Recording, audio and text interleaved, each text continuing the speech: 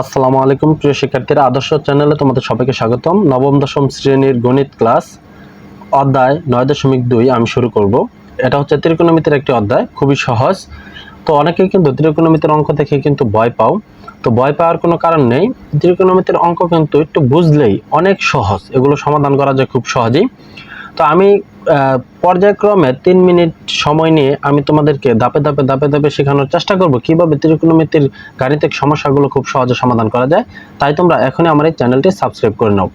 তো তোমরা যদি 9.1 বা 9.2 এই অধ্যায়ের গাণিতিক সমস্যাগুলো সমাধান করতে চাও, তাহলে কিন্তু তোমাকে ত্রিকোণমিতিক যে অনুপাতগুলো যে আছে, যেমন সাইন, কস, ট্যান, কট, সেক, কোসেক, তো এগুলোর কিন্তু যে মানগুলো আছে সেগুলো কিন্তু খুব ভালোভাবে মুখস্থ করতে হবে। অর্থাৎ 0 ডিগ্রির মান কত, 30 ডিগ্রির মান কত, 60 ডিগ্রির মান কত, 45 ডিগ্রির মান কত, এগুলো কিন্তু তোমাদের ভালোভাবে জানতে হবে। তো আরো কিছু বিষয় জানতে হবে, সেটা হলো এই যে তোমরা ত্রিকোণমিতির যে প্রথম 3টে অনুপাত দেখছো, সাইন, কস, ট্যান, তো এদের কিন্তু বিপরীত ত্রিকোণমিতিক অনুপাত হচ্ছে এই যে এই বাকি 3টি। তো কি কি? সাইনের বিপরীত হচ্ছে কোসেক, অর্থাৎ সাইন থিটা সমান কিন্তু আমরা বলতে পারি 1/কোসেক থিটা। তো এইভাবে কিন্তু বিপরীত ক্রমে কিন্তু আমরা সাজাতে পারি। ঠিক একইভাবে কস থিটা সমান আমরা কিন্তু লিখতে পারি, কসের বিপরীত হচ্ছে সেক, যে 1/সেক থিটা। তো 1/সেক থিটা সমান হচ্ছে কত? Cos theta. তো এগুলো হচ্ছে বিপরীত, এগুলো তোমাদের ভালোভাবে বুঝতে হবে যে কস থিটা সমান হচ্ছে 1/সেক থিটা, ট্যান থিটা সমান হচ্ছে 1/কট থিটা।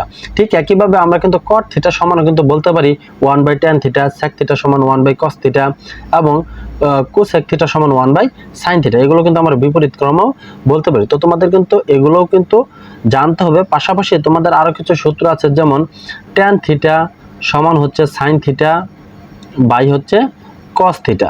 তো এই সূত্রটাও তোমাদের জানতে হবে। তাছাড়া আরো 3টি সূত্র আছে যা তোমাদেরকে জানতে হবে। তা হলো sine square theta plus cos square theta সমান হচ্ছে 1, আবার cosec square theta minus cot square theta সমান হচ্ছে 1, আরেকটি হচ্ছে sec square theta minus tan square theta সমান হচ্ছে 1। এই 3টি সূত্র কিন্তু লাগবে অঙ্ক করতে গেলে।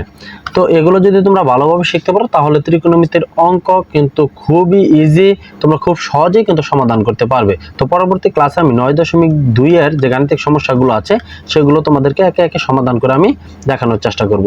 তো সবাই আমার এই চ্যানেলটি সাবস্ক্রাইব করে নাও।